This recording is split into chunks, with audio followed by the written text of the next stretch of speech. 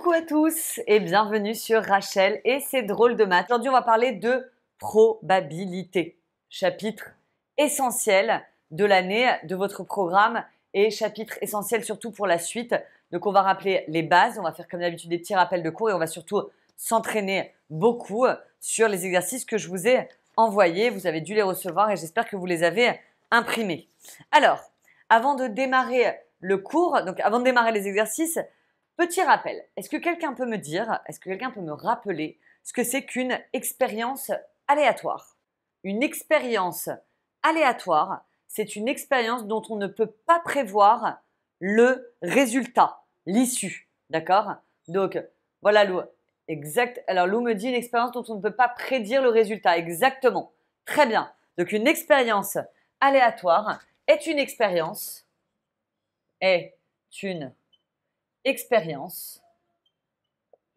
j'oublie à chaque fois les accents, est une expérience dont on ne peut pas prévoir le résultat. Ça dépend donc de quoi? Ça dépend uniquement du hasard. Ok?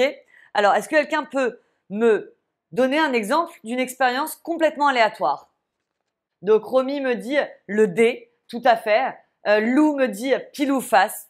Parfait, une pièce pile ou face. Donc, effectivement, par exemple, si je lance un dé à 6 faces, c'est ce qu'on appelle une expérience aléatoire. Je ne sais pas sur quoi je vais tomber. Donc, ça dépend que du hasard. D'accord? Alors, comment s'appellent les résultats possibles d'une expérience aléatoire? On appelle ça les… Bravo Lou, les issues. D'accord? Alors, effectivement, vous pouvez le noter, les résultats possibles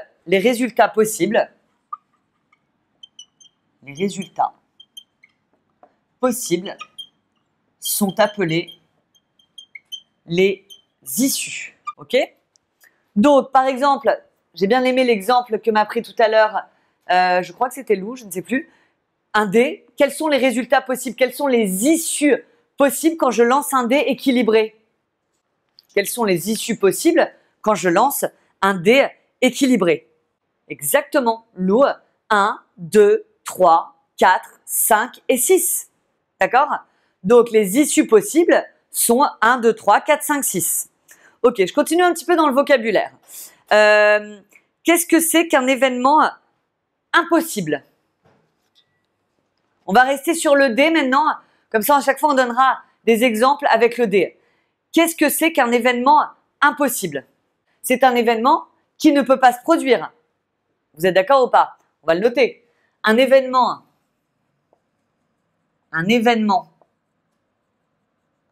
impossible,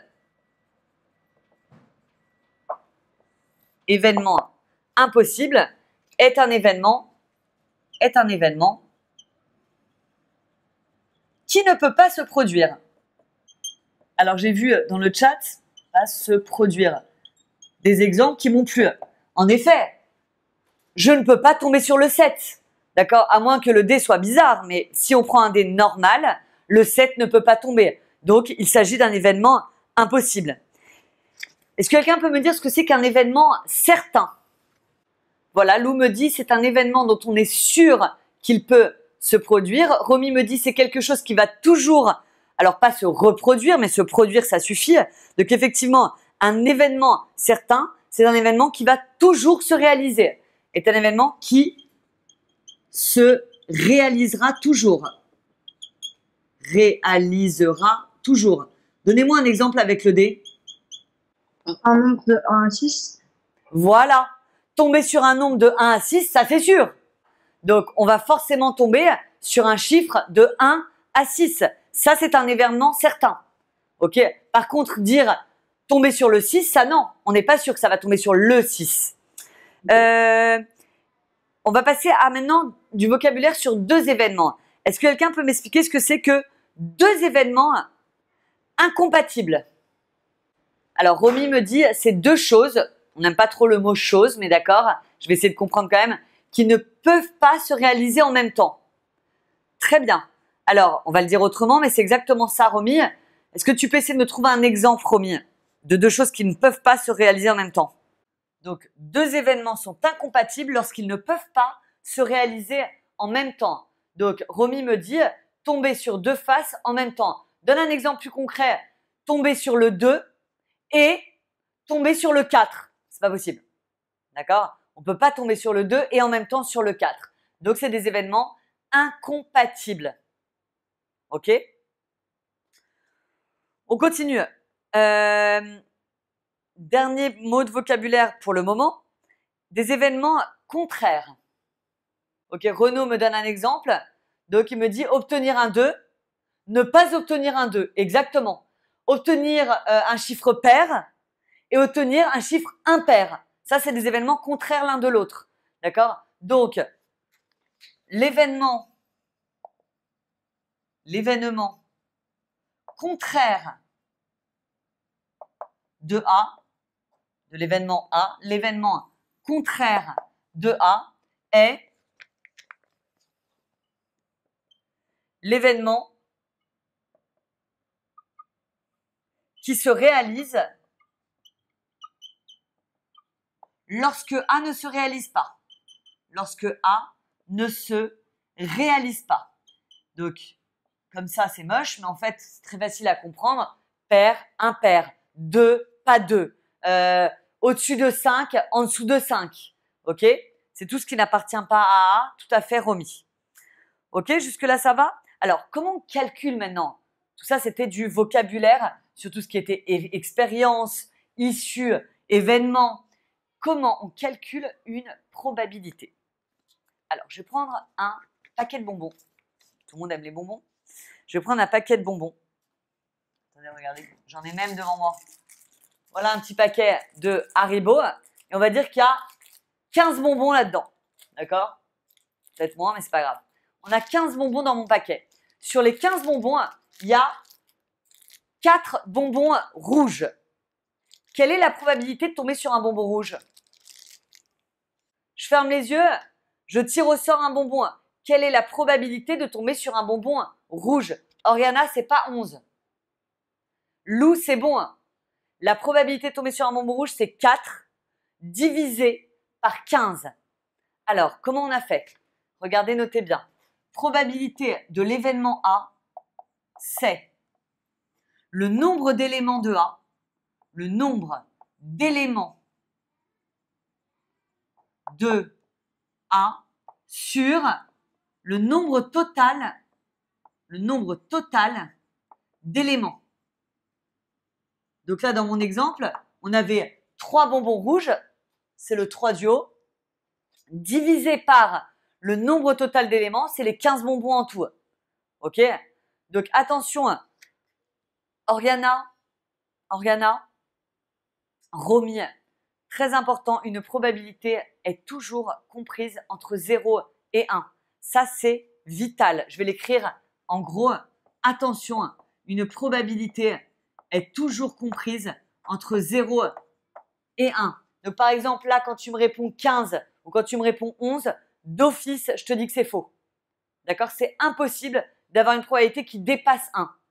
Quand Romy me dit 15 divisé par 4, si tu tapes 15 divisé par 4 à la calculatrice, ça va dépasser 1 aussi. C'est faux. Ok? Par contre, si vous tapez 4 divisé par 15, 4 divisé par 15, là vous tombez sur 0,26, 0,26, 6666. Là c'est bon, c'est entre 0 et 1. Donc attention, quand vous trouvez une probabilité qui dépasse le 1, vous vous êtes trompé, trouvez votre erreur, il y a un problème. Autre chose importante, l'événement contraire de A. Est-ce que quelqu'un sait comment ça s'écrit l'événement contraire de A?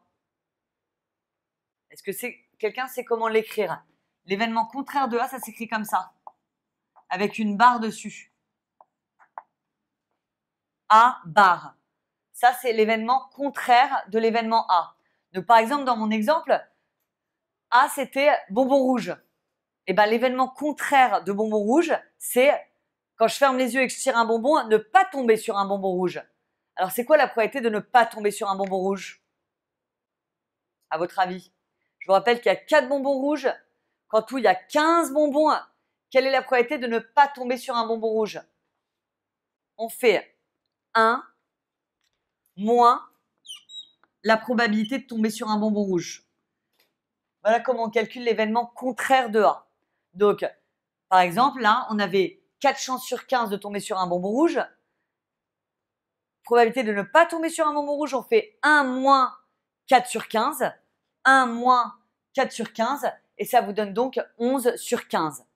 D'accord? Et effectivement, si on tape 11 sur 15 à la calculatrice, 11 divisé par 15, ça vous fait bien 0,73. Donc, ça, c'est la probabilité de ne pas tomber sur un bonbon rouge. OK? Vous prenez tous le polycopier avec les exercices et vous me cherchez l'exercice 1, s'il vous plaît. Vous avez 2 minutes chrono. À tout de suite. Alors, on a une urne opaque. Donc, il te précise que c'est opaque pour bien montrer qu'on ne va pas pouvoir tricher, hein, qui contient 2 boules jaunes, une boule rouge et 3 boules vertes. Et on tire une boule au hasard. OK? Il y en a combien des boules du coup? Il y en a 6. Voilà, très important de savoir combien on a de boules en tout. Hein. Donc, il y a en tout 6 boules. OK? Première question, 1. Quelle est la probabilité d'obtenir une boule jaune? On peut même se faire un petit dessin. Regarde, on a une urne opaque. D'accord? On va la mettre comme ça, on dirait une bombe, mais c'est pas grave. Hein. Dans laquelle on a 2 boules jaunes. On va mettre avec un J. Jaune et jaune. On a une boule rouge et on a 3 boules vertes. Verte, verte et verte. OK? Première question, quelle est la probabilité d'obtenir une boule jaune? Je t'écoute. Alors, j'ai fait 2 divisé par 6. Très bien. Alors, P de J, je mets J parce que j'invente une lettre. Hein. 2 divisé par 6. Parfait. Ça simplifie ça ou pas? C'est bien quand même de simplifier ces fractions. Hein. 2 divisé par 6, ça fait quoi? Ça fait 0,33. Ouais, mais je préfère que tu me gardes en fraction, mais que tu me la simplifies, si tu peux, Oriana. Ok, bon, donc on fait 6. Si on divise par 2 en haut et en bas, ça fait quoi? En haut et en bas, ça fait Très bien remis. 3. 1 sur 3, oui. Voilà, un tiers. Qu'est-ce qu'on n'oublie pas? On est fiers? On est fiers, on encadre. On est fiers, on encadre. Hein. Deuxième question. Oriana, quelle est la probabilité d'obtenir une boule rouge? Alors, on fait 1 divisé par 6. Très bien, il y a une seule boule rouge, donc une chance sur 6. Et c'est tout. On est fiers Oui. et on encadre. Quelle est la probabilité maintenant de tomber sur une boule verte? 3 divisé par 6. Alors, des vertes, on a effectivement 1, 2, 3. Donc, probabilité de tomber sur une boule verte, 3 chances sur 6. Ça simplifie ou pas? Oui. Ça fait quoi? Ça fait 1 demi. Un demi? Parfait. Une chance sur 2, un demi. Et on est fiers?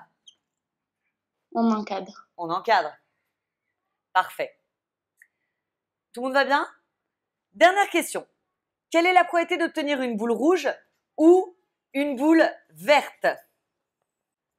Quelle est la probabilité d'obtenir une boule rouge ou une boule verte? Ellie, tu veux essayer? Alors, il y a combien de boules rouges? Bah, il y en a, alors, une boule rouge, Ok, combien de boules vertes? 3 boules vertes. Donc, quelle est la probabilité de tomber sur une rouge ou une verte?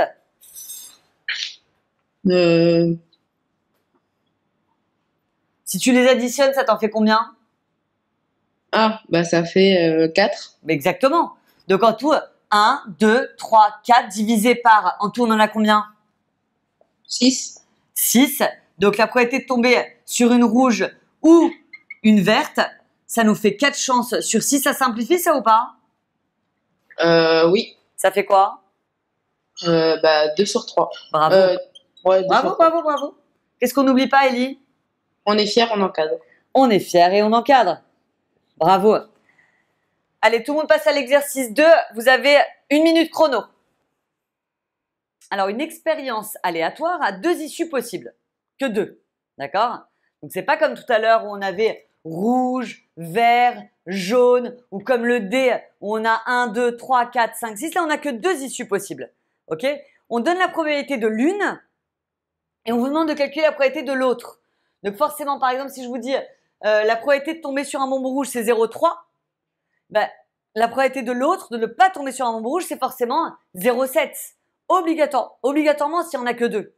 Ok? Là, on vous dit que la probabilité de l'une dans la A, c'est 0,75. Alors, quelle est la probabilité de l'autre? Automatiquement, c'est quoi? C'est 1 moins 0,75. Donc, ça me donne 0,25. Ah, Ellie me dit, j'ai pas trop compris. Je t'explique. Tu as une expérience avec deux issues possibles. Tiens, regarde, je te donne un autre exemple. Pile ou face. Tu es d'accord que quand je prends une pièce, soit je tombe sur pile, soit je tombe sur face. Bon, on te donne la probabilité de l'une des deux. Par exemple, la probabilité de tomber sur pile, c'est 0,75. Alors forcément, quelle est la probabilité de tomber sur face? 0,25. Comment tu fais? Tu fais 1 moins 0,75. C'est compris ou pas, Ellie? Non, pas trop. Non, pas trop. Je recommence. Okay. Une expérience a deux issues possibles. Donc là, j'ai pris l'exemple d'une pièce qui fait pile ou face. Pas une pièce normale, hein, Ellie. Une pièce truquée. D'accord?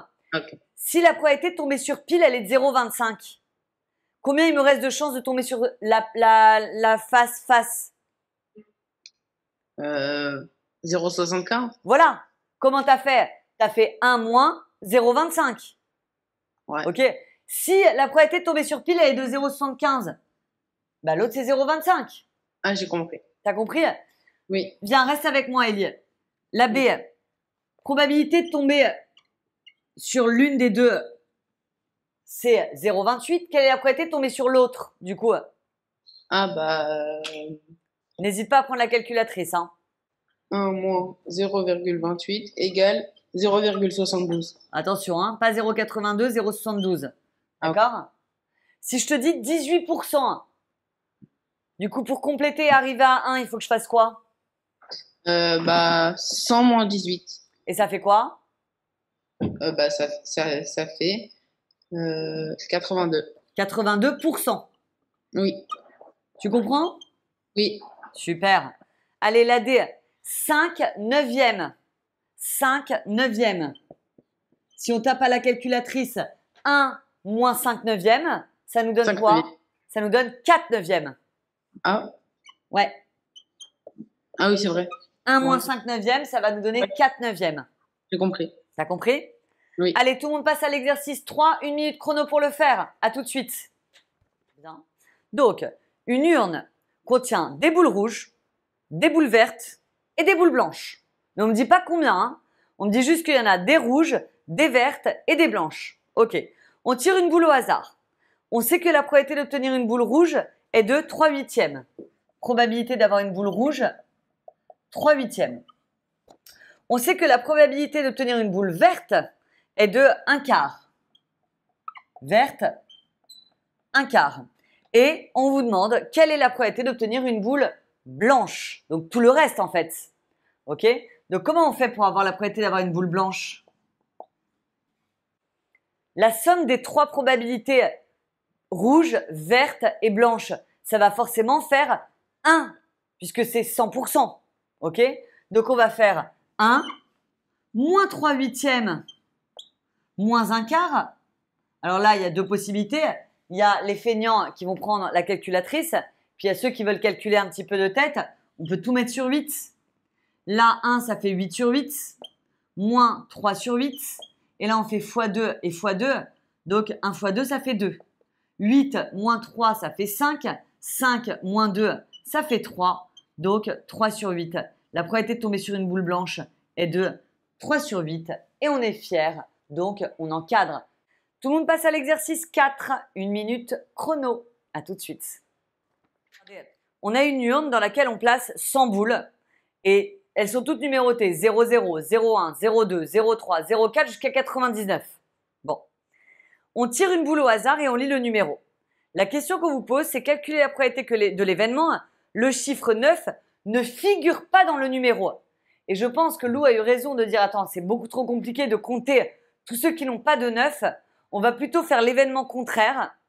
On va regarder combien de nombres ont un 9. Et ensuite, on fera le contraire. Donc déjà, il faut bien le rédiger ça. Soit A, par exemple, l'événement, soit A, l'événement. Deux points, on ouvre des guillemets et on dit le nombre ne contient pas, non, contient, pardon, le nombre contient un 9. Tu vois au niveau de la rédaction, Lou, comment on va faire?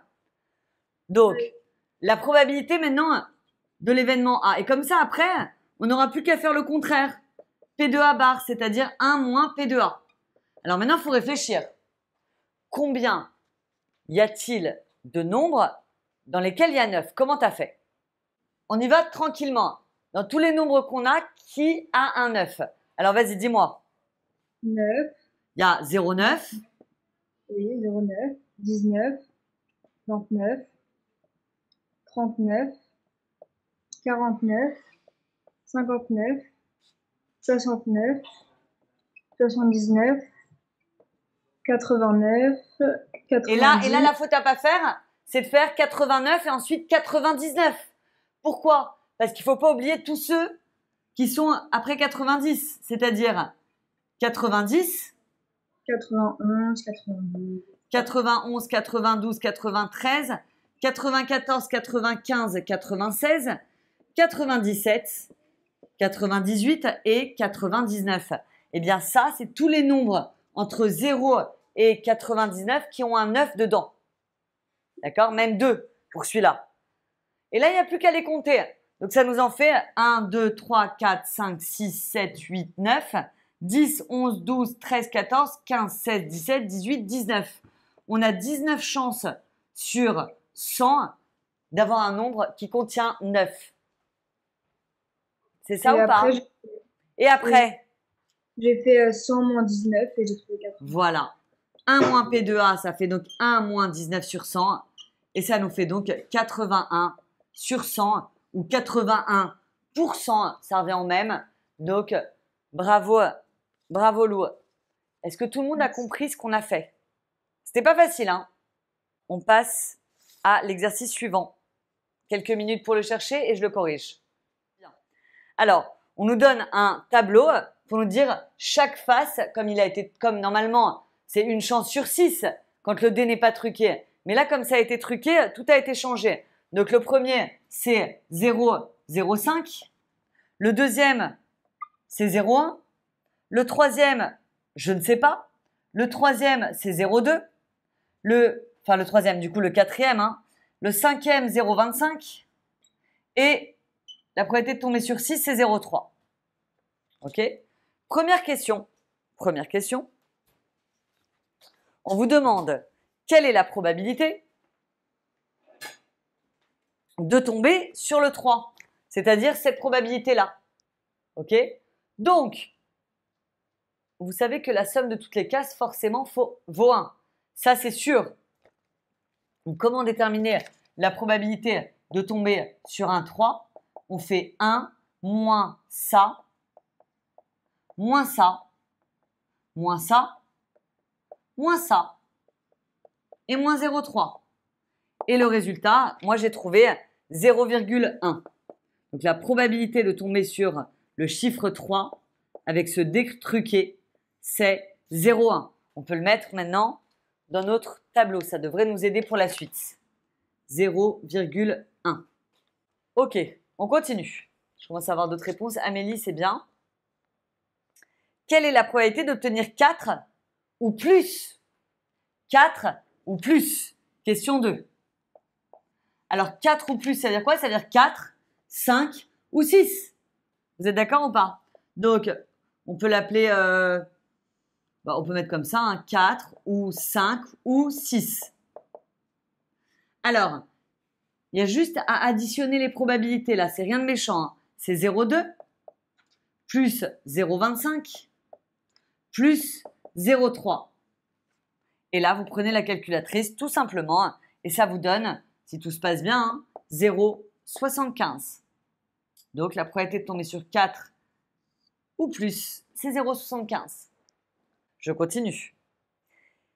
quelle est la probabilité d'obtenir un nombre n tel que quelle est la probabilité d'obtenir un nombre n tel que le n est inférieur à ou égal à 2, le n est inférieur ou égal à 2, ou le n est supérieur ou égal à 5.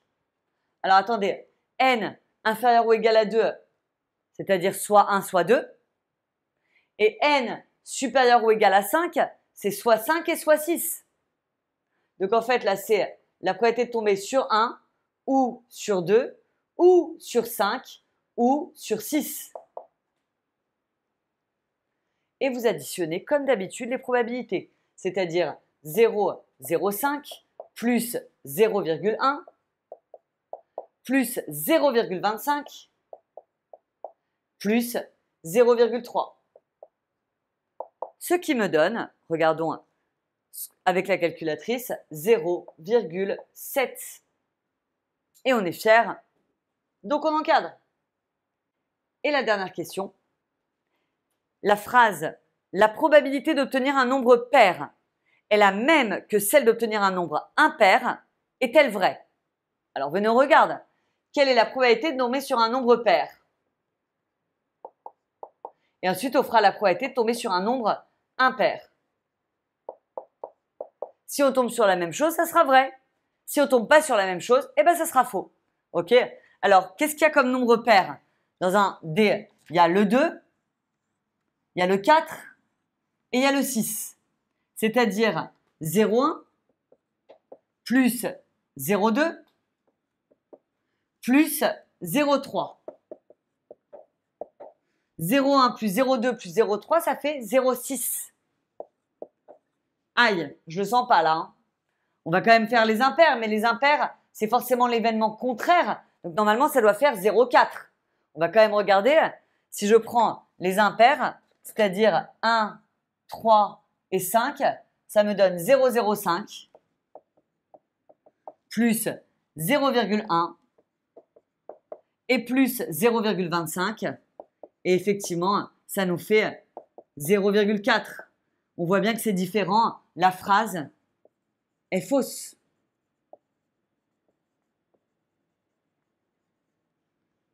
La phrase est fausse. OK? Tout le monde passe à l'exercice 6.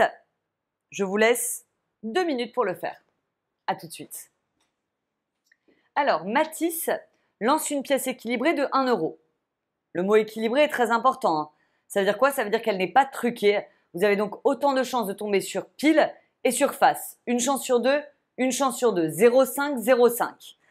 Donc, une pièce équilibrée de 1 euro et il note le résultat pile ou face. Puis, il tire au hasard une boule dans un sac opaque, toujours opaque, hein, en contenant 5 et note également la couleur, soit rouge, soit vert, soit bleu, soit noir ou soit jaune. Première question, on vous demande de réaliser l'arbre de probabilité modélisant cette expérience. Ok, c'est la première fois qu'on fait un arbre ensemble. Regardez bien comment ça fonctionne. Déjà, première chose, soit pile, soit face. Donc, on fait un arbre et on met pile ou face. Pile, pardon, ou face. Comme la pièce n'est pas truquée, comme la pièce est équilibrée, on met ici une chance sur deux, une chance sur deux. Si elle est truquée, ils vous le diront. D'accord? Donc, une chance sur deux chacun. Ensuite, il va tirer une boule dans une urne qui contient 5 couleurs. Rouge, vert, bleu, noir et jaune. Et pareil ici. Rouge, vert, bleu, noir et jaune. Ok? Voilà l'arbre. Alors, il y a une chose que je pourrais mettre, c'est aussi les probabilités. J'ai combien de chances de tomber sur le rouge? Vu que l'urne est opaque, c'est du hasard total. Donc, comme il y a 5 boules, j'ai une chance sur 5 pour chacune. Une chance sur 5, une chance sur 5, une chance sur 5, etc. etc.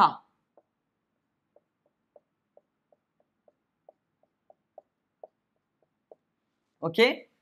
Une chance sur 5 pour chaque issue des boules. Alors, question 2. Combien l'expérience compte-t-elle d'issues?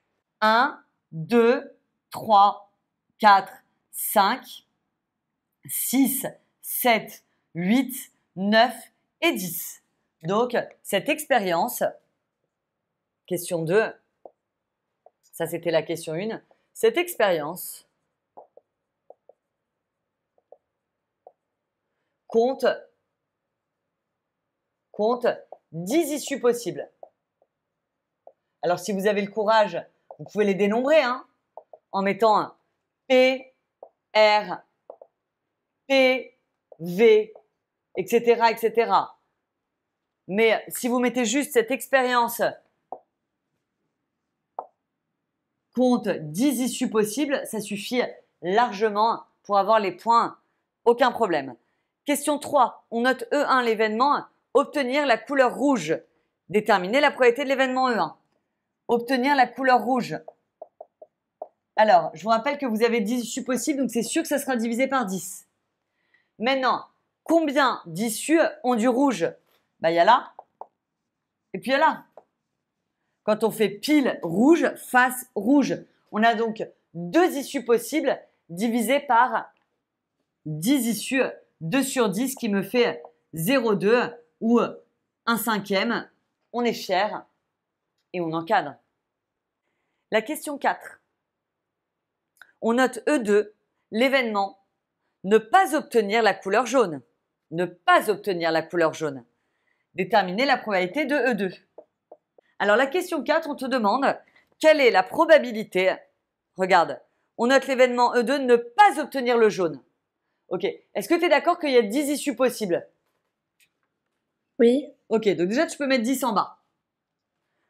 Toujours mettre le nombre total d'éléments en bas. Ok, quelle est la probabilité de ne pas obtenir la couleur jaune? Viens, on regarde un par un. Est-ce que là j'ai obtenu le jaune? Non. Non, là, Non. là, Non. là Non. et là? Oui. Ok, donc déjà il y a une tige avec du jaune et 4 sans jaune. Là, pareil, 1, 2, 3, 4 sans jaune et 1 avec du jaune. Nous, on veut du jaune ou on veut pas de jaune? On veut pas. On n'en veut pas. Il y a combien de tiges qui n'ont pas de jaune? Il y a 8 dixièmes. Exactement. 8 dixièmes. Ça fait... Et ça fait 0,8. On est fiers? On encadre. Merci Romy. C'est clair ou pas? Oui, merci. Top. Allez, il nous en reste un petit dernier avant de vous laisser tranquille pour aujourd'hui. Exercice 7, 3 minutes pour le chercher et ensuite on le corrige ensemble. À tout de suite. Donc, on considère un jeu avec 2 dés équilibrés. Première question. Est-ce que lors du jet d'un dé, la probabilité d'obtenir 1 est la même que la probabilité d'obtenir 5? Et expliquez votre raisonnement. Alors là, il y a un mot très très important qu'il faut dire. Déjà, il y a un mot très important dans l'énoncé qui nous permet de savoir si oui ou non. C'est le mot équilibré. Les dés sont équilibrés. Donc, il y a, je vous avais pas parlé de ce mot, il y a équiprobabilité dans les événements. D'accord? Donc, question 1, les dés étant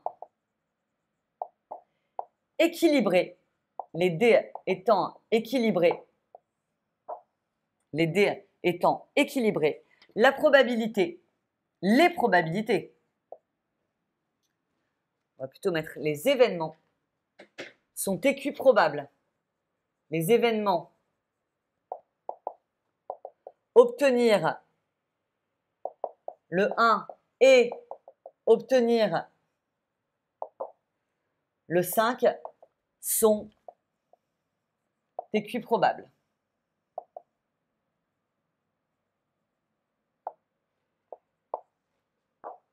Je répète, les dés étant équilibrés, les événements obtenir 1 et obtenir 5 sont équiprobables. Ok? Donc, oui, lors du jet d'un dé, la probabilité d'obtenir 1 est la même que celle d'obtenir 5. 2.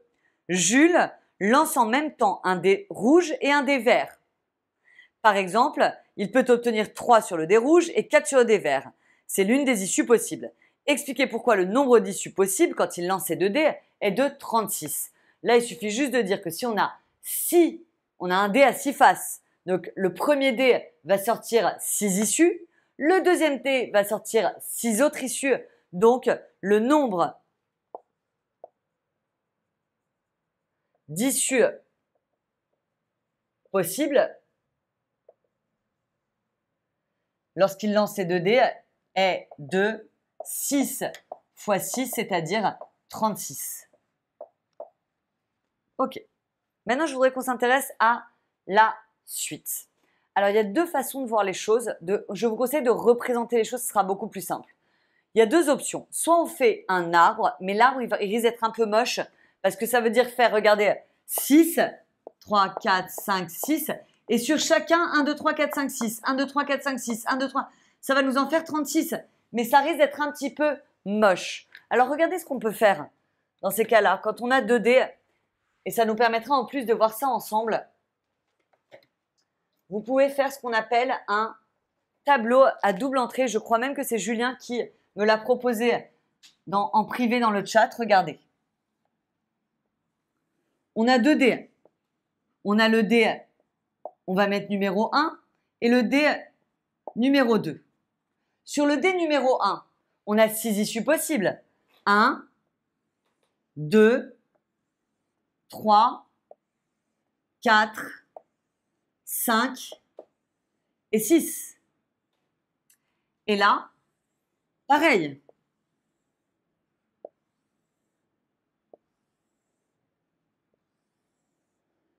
Un, 2, 3, 4, 5 et 6. Et maintenant, on a donc nos 36 cases, 6 fois 6, qui sont les 36 issues possibles. Alors maintenant, regardons ce qu'on nous dit. Jules propose à Paul de jouer avec ses 2 dés, le vert et le rouge, et lui explique la règle. Le gagnant est le premier à remporter un total de 1000 points. Ok ? Si lors d'un lancer, un joueur fait 2 fois le 1, c'est-à-dire le 1 et le 1, il est donc là. Ok ? Dans ces cas-là, il remporte 1000 points. Hop, là il a 1000. Si un joueur obtient une paire de 2, 2 avec 2, on est là. Il obtient 100 fois la valeur du 2, c'est-à-dire 200 points. Et de même, si un joueur obtient une paire de 3, une paire de 4, une paire de 5, une paire de 6, il obtient 100 fois la valeur du dé. Donc, paire de 3, 300 points. Paire de 4, 400 points. Paire de 5, 500 points. Et paire de 6, 600 points. Ok ?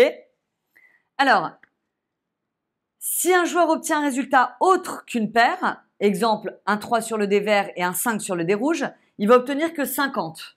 Donc partout ailleurs, c'est du 50.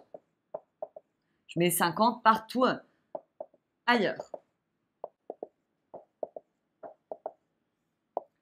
Ok. Alors maintenant, regardons la question. Voilà notre tableau avec toutes les issues possibles. Jules, donc Paul a fait déjà 2 lancers, il a déjà 650 points. Bravo. Et la question, c'est quelle est la probabilité qu'il gagne la partie à son 3e lancer? Il lui manque combien de points pour gagner? Il lui manque combien de points pour gagner à Paul? Il lui manque 350 points. Il manque 350 points. Il suffit juste, du coup, de regarder toutes les cases où je dépasse 350. Alors, il y a quelle case? On va prendre du rouge. On dépasse le 350. On a cette case-là. Alors là, ça serait magnifique. 1000 points, c'est le jackpot. Là, il n'y a plus rien, il n'y a plus rien, il n'y a plus rien. 300, ça suffit pas. Là, on a 400. Là, on a 500. Et là, on a 600. Tout le reste, ça ne nous permet pas de gagner. Ça ne lui permet pas de gagner. Donc, il y a 4 cases sur les 36. Attention, hein. Donc la probabilité qu'il gagne, on va mettre P de G, au troisième lancer, ça serait de tomber sur une des 4 cases. On n'oublie pas de diviser par 36. Une probabilité ne dépasse jamais 1, je le répète. 4 sur 36, ça se simplifie. Ça fait donc une chance sur 9. Paul a une chance sur 9. C'est pas beaucoup, hein. Il a une chance sur 9 de gagner au prochain lancer. Allez, je vous souhaite une très bonne après-midi à tous. Bonne journée. Bye bye.